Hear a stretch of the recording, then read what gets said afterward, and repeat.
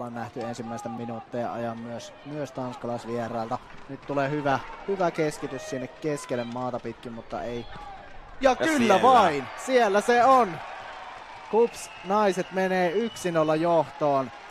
Peli kellossa 2,5 minuuttia. Ja niin kuin Jesse sanoi, niin äkkiä ne maalit voi syntyä. Ja niin se hän jos pääsee kovaa kuljettamaan puolustusta kohti, niin aika vaaran paikat on. Ja juuri näillä alueilla.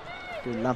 Vaarallisesti se tulee boksiin ja näin. Se on peli 1-1, ellei siinä ainakaan paitsi jota näytä, joten näin se on. Ja FC Nordsjælland tasoittaa tämän ottelun yhteen ja näin menee pitkälti väliajoin ainakin, niin se on toki asia, mikä lohduttaisi, jos otteluasetelmat olisivat toisinpäin, mutta kun tässä kohtaa ollaan 2 maalin takaa ja osaamassa tasapeliinkin saakka ja sieltäpä tulee jälleen ja näinpä se on peli. 2-1 vierailijoille, hyvä juoksu tulee sieltä Wisniewskiltä keskikentältä, murtautuu käytännössä täysin. Siellä on avoimien ovien päivä, kun Vapola jatkaa hyviä otteitaan tässä toisen puolen alussa. Ja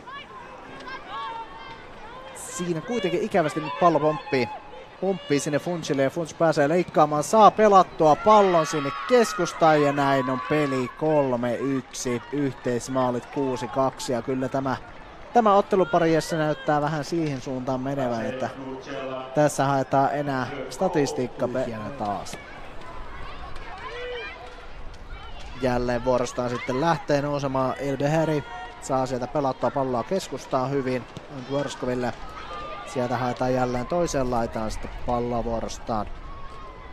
Larsenin kautta lähdetään pelaamaan, saadaan hyvin keskustaan palloa ja no niinpä näin. Elbeheri pistää pelin 4-1 ja ottelupari 7-2 numeroihin. Kyllä tämä toivottavasti nyt ei mitään vakaampaa, ei se ole näitä vakaampaa sattuneen kyllä, kun omin jaloin ainakin pystyy kävelemään, mutta katsotaan hetken kuluttua, jos tähän jotain lisätietoa löytyy. Tuossakin Petersen vaan kylki kylkeä vastaan työntää kupsilaisen pois tilanteesta ja lopputulos on siinä.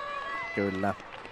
16-vuotias Osterso iskee sitten vuorostaan tämän osuman ja pääsee hänkin sitten tämän ottelun tilastomerkintöihin kiinni.